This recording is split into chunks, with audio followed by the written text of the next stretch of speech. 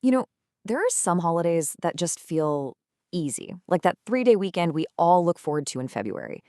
But what if I told you the story behind President's Day is packed with mistaken identities, weird calendar quirks, and traditions you've probably never even heard of? Let's get into it.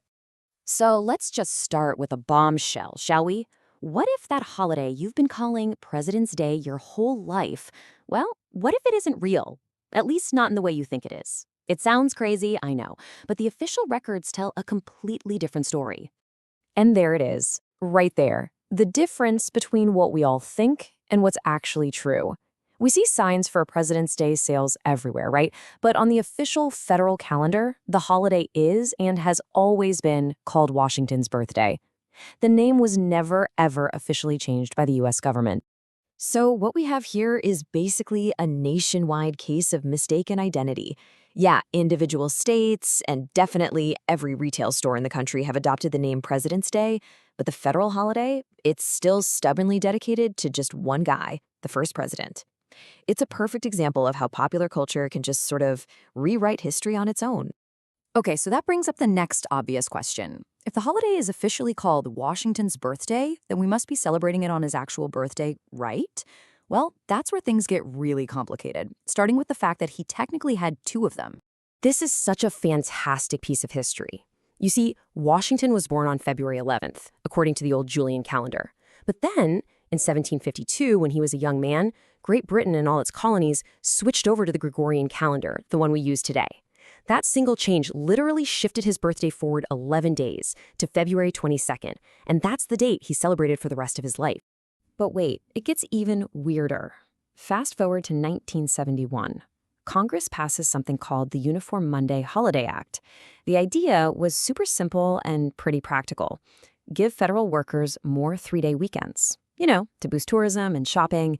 And this act is what moved Washington's birthday off of its fixed date, February 22nd, and turned it into a floating Monday, setting the stage for one of the holiday's biggest ironies.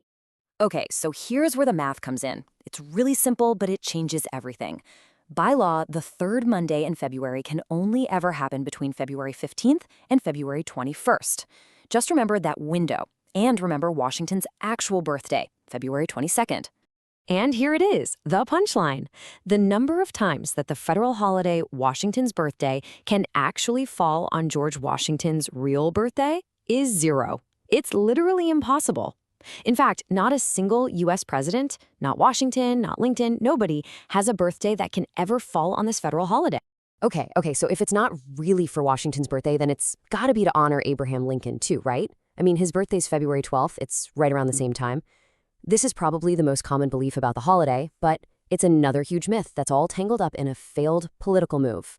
You see, when Congress was debating that whole Monday Holiday Act, someone actually proposed changing the name to President's Day to officially include Lincoln. It makes sense. But the proposal failed. It didn't pass. So the name officially stayed Washington's birthday. A lot of states, though, just went ahead and combined their celebrations for both presidents anyway, and that's why we all think of it that way today. All right, so we've busted a lot of myths here. It's not really called President's Day, it's never on Washington's actual birthday, and it doesn't officially include Lincoln. So, what's left? What are the real traditions that this day has inspired over the years? Long before this day was about mattress sales, it was a huge deal. Back in the late 1800s, people would throw these enormous, fancy Washington birthday balls. They were huge social events where everyone would dress up in colonial-era clothes to honor the man they called the father of his country. It was a way to really feel connected to the nation's history. And here's a really powerful tradition. The Purple Heart, the medal given to service members wounded in combat, has a direct line to Washington. He created its original version, called the Badge of Military Merit. Then, in 1932, on his 200th birthday, that medal was brought back, renamed the Purple Heart, and redesigned to feature his profile. It still does to this day. And there's this really incredible political tradition that's still going strong. Every single year since 1896, a U.S. senator is chosen to read Washington's entire farewell address out loud on the Senate floor. It's this powerful speech warning against political division, and in a really nice nonpartisan touch, the honor of reading it switches between a Democrat and a Republican each year. Of course, we cannot talk about George Washington traditions without talking about the cherry tree. You know the one. The story about him chopping it down and famously saying, "I cannot tell a lie." Yeah, as you've probably guessed by now, that famous story is almost certainly a myth. It was likely invented by a biographer long after Washington died, just to make a point about his honesty. But a great story has a life of its own, and this one gave the holiday its unofficial food. Thanks to a made-up tale, cherry pie is the traditional dessert for Washington's birthday. So let's bring it all together. What we're left with is this holiday that's just full of contradictions. A day where its popular name, its date, and its whole meaning all seem to clash with the official history. Let's just boil it down one last time. Myth versus fact. The myth, we call it President's Day. The fact, the government still calls it Washington's birthday. The myth, it celebrates his birthday. The fact, it can never, ever land on February 22nd. The myth, it honors Lincoln too. The fact, the federal effort to make that official totally failed. And that kind of leaves us with one last big question to think about.